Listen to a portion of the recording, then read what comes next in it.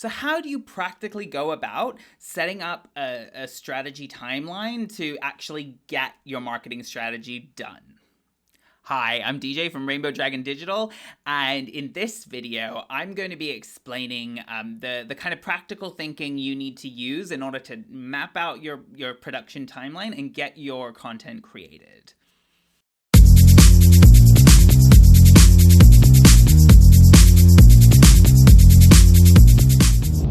If you haven't subscribed to this channel, please do so. I would love to have you on my list of people that are being notified when I release a new video. So when it comes to step 5 of the content-led marketing strategy, you've got your target person, you've got your USP, you've got your channels chosen, and you know all of the content that you could be creating. Now it's time to sit with all of that ideas, all of those content ideas, and figure out what can actually be achieved. Right? So I'm just going to give you some ways of thinking that might help you with mapping out that timeline. The first thing to think about is to make sure that you work backwards from any piece of content, and that you start with what the content is, and then the step that needs to happen just before that, how long will that take? The step that needs to happen just before that, how long will that take? The step before that. And so then you get a good measure of how long you need to create a product, create a piece of content. Example might be creating a video blog, right? The last step is the video blog is published. Step before that is uploading the video blog to my blog. Step before that is uploading the video blog to YouTube. The step before that is getting the video blog edited. The step before that is recording the video blog. The step before that is planning what I'm going to write and the title and all of that. Right? That's all time in between that needs to happen. But how and when that happens is the next thing that I'm just about to talk about. So figuring out how and when things are going to happen, you'll either look at all the content and maybe on first look you'll be like, nope, this is all stuff I can create. I've got enough time. I've got enough resources. I've got all of the equipment I need. I can do this. I'll just map this out and do it, right? If that's the case, excellent. Go for it. You're on your way. However, most of the time, entrepreneurs look at that and be like, I am not going to be able to do all of that. I want to publish all of these things, but I'm not going to be able to do all of it. So you have two choices. One is that you push it to later. You have limited time, you have limited resources, you're doing other things, you're not just doing marketing in your business. So this piece of marketing may need to happen later. That's okay. Be okay with pushing some things to later if need be. Right? But there are some strategies, there are some things that you're like, no, this has a deadline. It has to be done sooner. Like it absolutely has to. It cannot be pushed to later.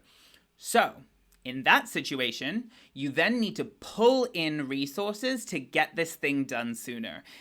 You could burn the candle at both ends and or burn the midnight oil or whatever they call it to tire yourself out and get it done. But whether that's something you want to do or not is up to you. But I think it makes more sense that if you need to get something done sooner, pull in resources that will be able to do it for you. And this is where having a slow, structured approach really helps, because it means that you've now planned this out really well, that pulling in the resources at that stage is a cinch. You say, this is what I need you to create it, how much will it be, right? And then you can get a quote, you can get it done, right?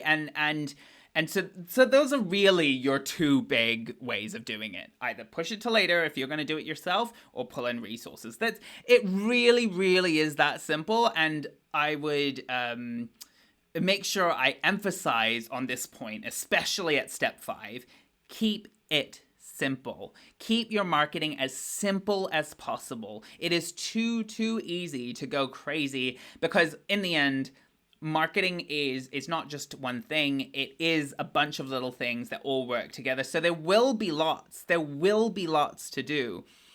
So resist the urge to do everything and keep it as simple as possible, keep it as limited as possible, and your production timeline will make sense and will motivate you to keep going.